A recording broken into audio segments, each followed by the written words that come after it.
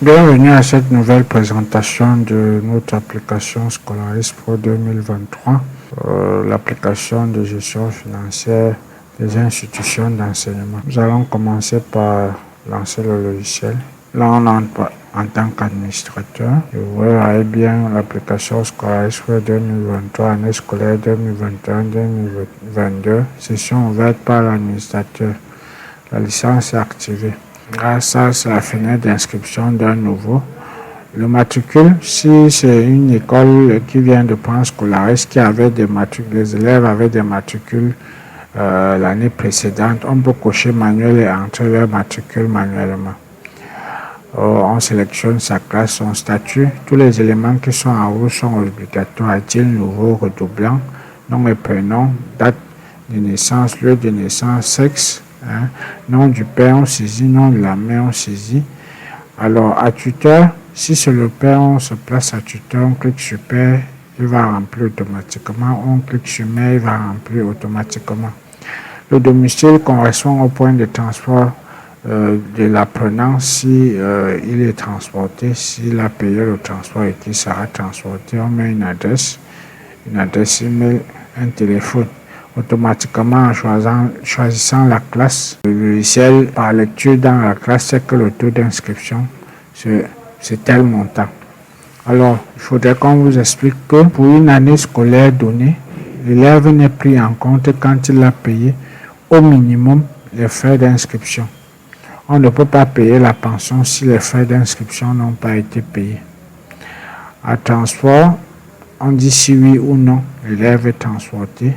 Alors, est-ce qu'il est transporté en aller simple? Est-ce qu'il est transporté en retour simple? Est-ce qu'il est transporté en aller-retour? Une fois tous ces éléments définis, on peut soit valider la transaction.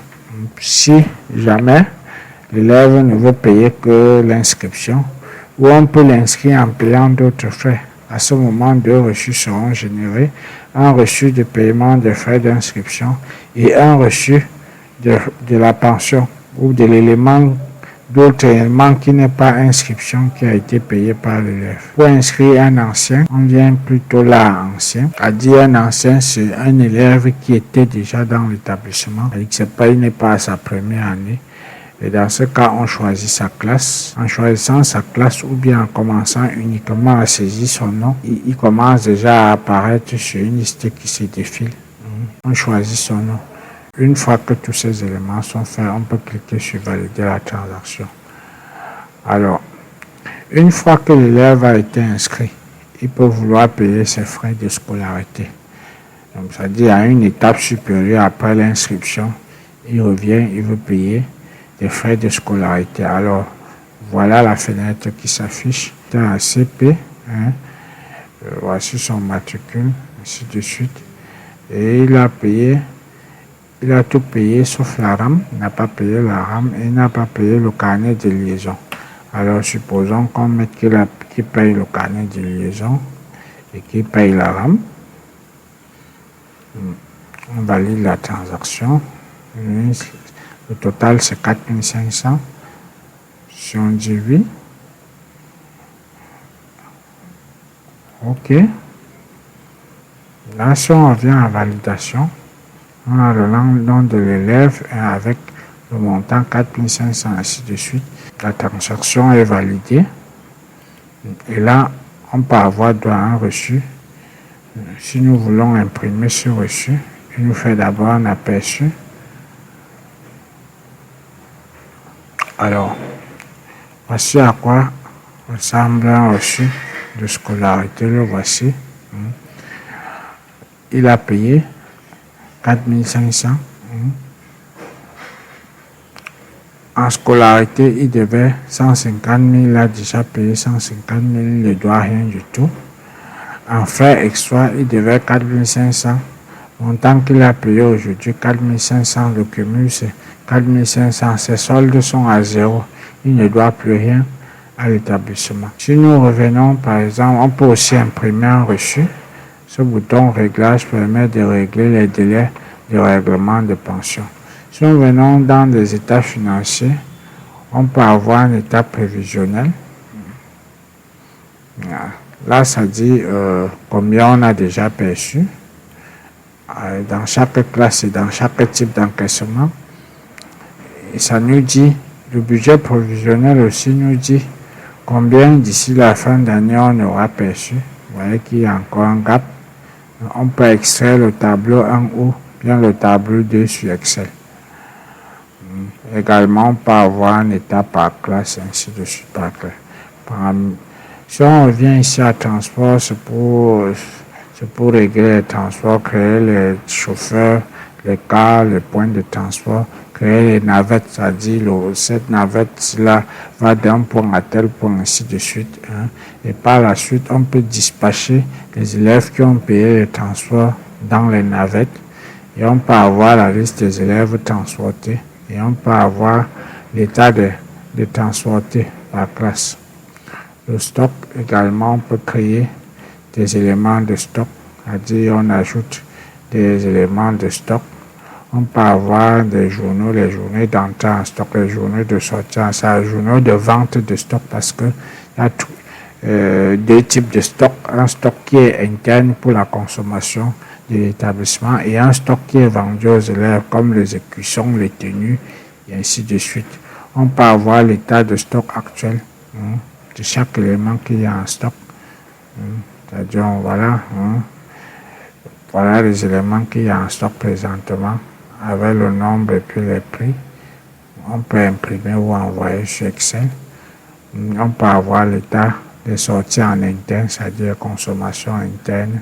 On peut également avoir l'état des sorties internes générales et spécifiques cumulées. Bon, on ne va pas entrer dans tous ces détails. À élèves, on peut avoir plusieurs éléments. On peut avoir l'état, je ne sais pas moi, des élèves d'une classe. Si je clique test A, ça déroule. Et puis là, j'ai tous les élèves du test A. En effectuant un clic droit sur un élève, on peut avoir tous les éléments. Un état de paiement de ses frais de scolarité ou bien les journaux de paiement des frais de scolarité et autres. C'est-à-dire on peut le faire payer ses frais de scolarité à partir d'ici, paiement des frais de scolarité, ou bien avoir un journal de tout ce qu'il a déjà payé. Alors si on clique là-dessus, vous voyez, voilà tout ce que cet élève-ci a déjà payé. Avec les dates, telle date, il a payé une inscription 15 000, la scolarité 7 jours. Voici les dates ici. Et cet état, on peut l'envoyer sur Excel. Donc à tout moment, on peut savoir si un élève est à jour ou pas.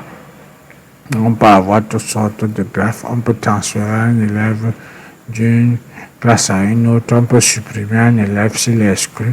On peut avoir un état de transfert. On peut avoir un état des élèves qui ont été sortis de la base de données, c'est-à-dire exclus de l'établissement. Il y a aussi des frais d'examen supplémentaires. Par exemple, ceux qui font la section anglophone, si le nombre de papiers à passer, ils ont augmenté. Ça, on encaisse aussi par là. Alors, passons à la caisse. On a ici les types d'opérations, c'est-à-dire les entrées et sorties de caisse, parce que le logiciel vous permet aussi de gérer les entrées et sorties de caisse par catégorie. Donc, quand vous choisissez une opération, vous voulez servir une opération d'entrée ou bien une opération de sortie, vous devez spécifier de quel type il s'agit. On peut avoir un état de caisse personnel ou bien général. C'est personnel, donc c'est celui qui est connecté. Général, ce n'est que l'administrateur pour qui peut avoir l'état général. On peut imprimer aussi un journal des entrées, de sortie de caisse. À outils, on peut charger la liste des élèves d'un établissement à partir d'une table Excel qui est mise à disposition pour les nouveaux établissements. Base de données, on peut sauvegarder ou bien restaurer la base de données ici. Les licences, à partir d'ici qu'on active, c'est-à-dire que quand en fin d'année, il y a un membership qu'il faut payer, ainsi de suite. La clôture, c'est pour faire la clôture annuelle, c'est-à-dire qu'on clôture, il archive à l'ouverture, on peut choisir de se connecter à une archive ou bien de se connecter à la base de données actuelle. C'est juste un simple archivage, c'est-à-dire l'année scolaire peut finir, on archive les données, mais on continue par exemple à faire des encaissements jusqu'à ce qu'on fasse la clôture. Le journal des opérations, il permet de voir tout ce qui a été fait dans le logiciel. Cette journée-ci, là, si je clique sur OK, là vous voyez tout ce qui a été fait aujourd'hui. Là, l'administrateur, voilà tout ce qu'il a fait avec des niveaux de sécurité. Donc, si vous faites n'importe quoi, même l'administrateur, on sait qu'il a fait et à quelle heure. Voici les dates. Et voici les types de référents, les reçus qui ont été produits, le cas, ainsi de suite, c'est référencé et on peut envoyer ça sur Excel. Si je viens sur le menu WhatsApp, ça c'est le module qui permet d'envoyer soit des notifications de paiement aux parents, soit d'envoyer le bilan au fondateur, ou bien d'envoyer un message simple, d'envoyer un message avec une image, ou d'envoyer des documents, ou d'envoyer une vidéo. Et on peut avoir un journal des envois. Et là, ce code QR, ça permet de connecter l'instance, c'est-à-dire un numéro qui vous permet de faire toutes ces opérations.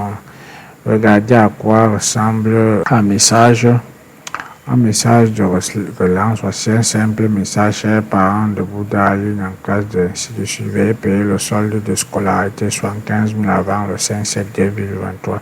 Ça, c'est un message de relance. Le groupe scolaire Autel. Un simple message de rapport financier, par exemple, un fondateur, inscription temps, scolarité temps, transport temps, carte temps, total des encaissements temps, nouveau inscrit. S'il y avait des dépenses, ça aurait aussi signalé des dépenses. Alors, un autre message, par exemple à un élève, ce message destiné au tuteur de l'élève Christian. Bravo, tu as ainsi de 104 messages envoyés par groupe et puis on a joint une vidéo. Vous voyez, envoyé par le groupe scolaire étoile, ainsi de suite. Donc, avec cet élément, cet outil de communication, on peut envoyer plein de messages de gestion administrative. En fait, ça améliore la communication institution, parents, élèves, un concept qui peut apporter beaucoup à l'enseignement. L'élève devra éviter d'être indiscipliné ou bien d'avoir des comportements bizarres, sachant que son parent à la minute peut être informé, vidéo à l'appui ou bien document à l'appui de tout ce qui a été fait. Ok, merci beaucoup pour votre attention. Nous avons fait une présentation sommaire de ce logiciel qui est somme toute très puissant. Si vous l'utilisez, ça va apporter beaucoup à votre établissement. Et sachez que les opérations qui sont saisies dans Scolaris sont comme des opérations bancaires. Donc, on ne peut pas entrer supprimer une opération. Il faut plutôt aller saisir une écriture de caisse pour annuler l'opération précédente. Et ça, ce n'est qu'un opérateur de rang administrateur.